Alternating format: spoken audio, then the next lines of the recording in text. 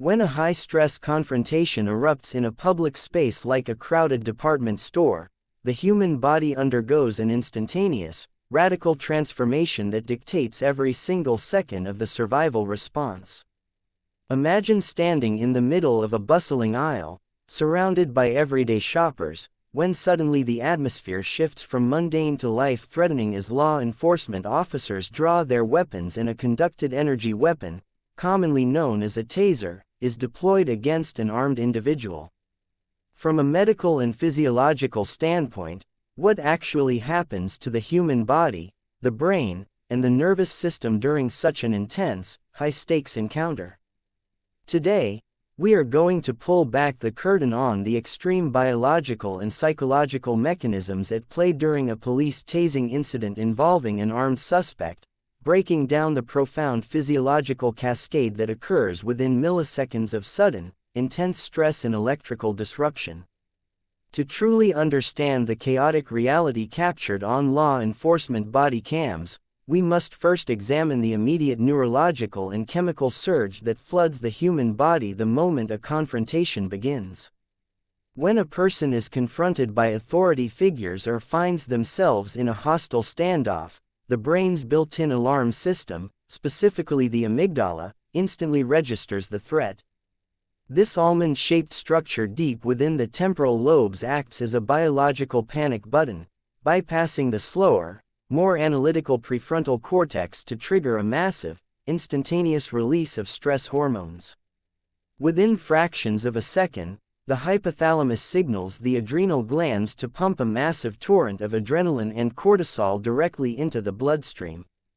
This is the classic fight, flight, or freeze response, but when an individual is highly agitated, potentially under the influence of substances, or experiencing a severe mental health crisis, this response is amplified to a dangerous degree.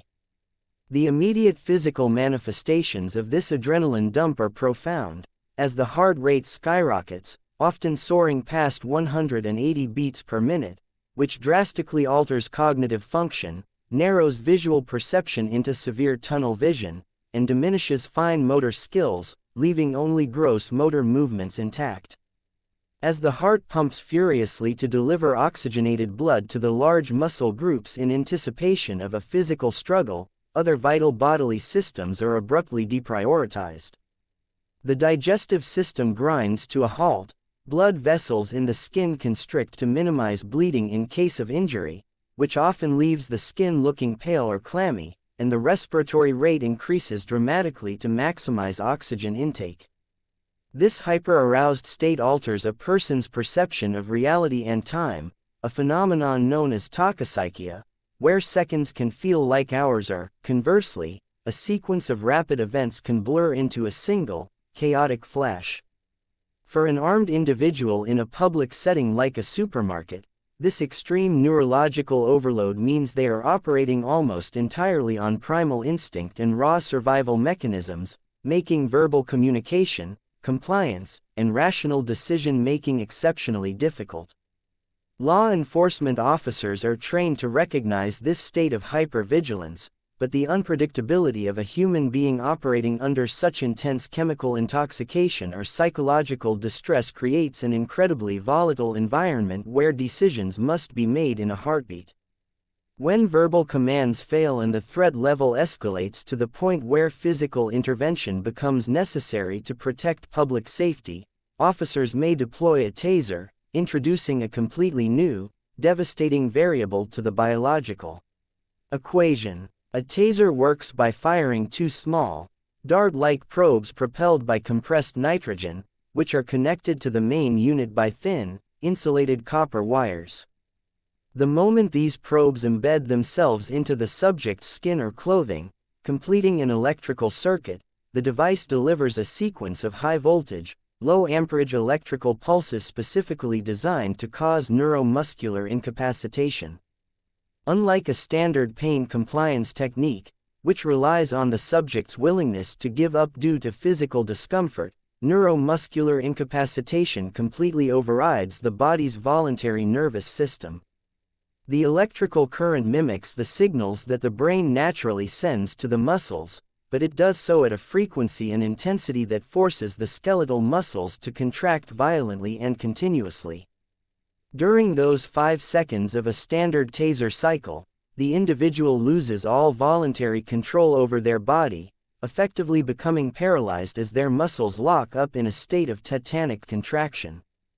This total loss of motor control is why an individual will often fall instantly to the ground, unable to break their fall with their hands, which introduces a significant risk of secondary physical trauma, such as concussions, lacerations, or bone fractures upon impact with a hard floor.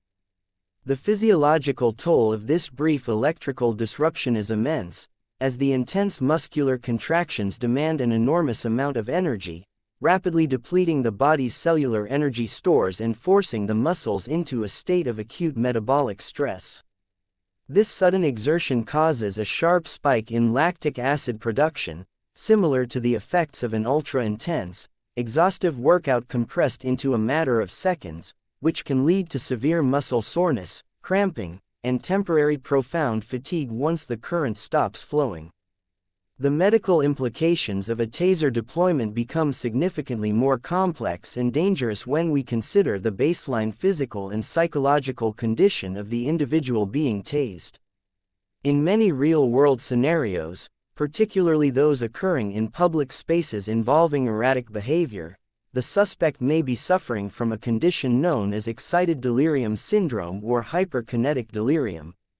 This state is characterized by extreme agitation, disorientation, exceptional physical strength, hyperthermia, and a profound resistance to physical pain, often brought on by severe mental illness, acute drug intoxication from stimulants like methamphetamine or cocaine, or a combination of both.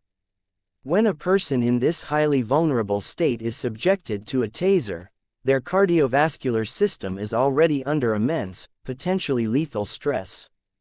The heart is already beating at its absolute physiological limit due to the massive, sustained release of endogenous catecholamines like adrenaline.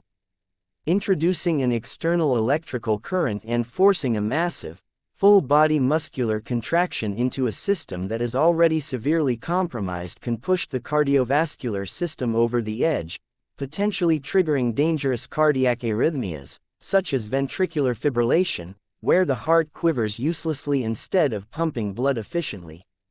While modern tasers are rigorously designed and tested to ensure that their electrical current does not directly penetrate deeply enough to disrupt the healthy heart's natural pacemaker, the indirect systemic stress of the confrontation, the fall, the intense muscular exertion, and the underlying chemical imbalance can collectively precipitate a catastrophic cardiovascular event. This is why medical professionals and modern law enforcement guidelines view the immediate aftermath of a taser deployment as a critical medical window, requiring rapid assessment and intervention by emergency medical services to ensure the individual's airway is clear, their vital signs are stable, and any underlying metabolic crisis is promptly addressed. Beyond the immediate cardiovascular and muscular impacts, we must also examine the psychological and neurological aftermath of surviving such a high-intensity physical intervention. Once the electrical cycle ends, the return of voluntary muscle control is usually instantaneous, but the psychological disorientation can persist for quite some time. The individual often experiences a profound sense of confusion, memory gaps regarding the precise moments of the shock, and acute emotional distress as the brain attempts to process the sudden transition from extreme defiance or aggression to complete physical helplessness. This rapid psychological shift can sometimes induce a state of shock or hyperventilation, as the respiratory system struggles to compensate for the sudden metabolic demands and the lingering surge of stress hormones. Furthermore, the physical entry points of the taser probes require careful medical removal and sanitization, as the small barbs can cause localized tissue damage, minor bleeding, and a risk of infection if not treated with standard first aid protocols. Understanding these deep medical realities provides vital context when viewing body cam footage, transforming what looks like a chaotic, instantaneous flash of action into a complex matrix of human biology, neurochemistry, and emergency medicine operating under the most extreme conditions imaginable. It highlights the profound responsibility placed on law enforcement to balance public safety with the preservation of human life, and emphasizes the critical role that emergency medical services play in stabilizing individuals who have undergone such severe physiological trauma. By looking at these intense encounters through an objective, medical lens, we gain a far deeper appreciation for the fragility of the human body and the complex web of systems that keep us alive, even when pushed to the absolute brink of survival. If you found this information valuable, make sure to subscribe to the channel, like this video, and let me know in the comments what topic you want to see next.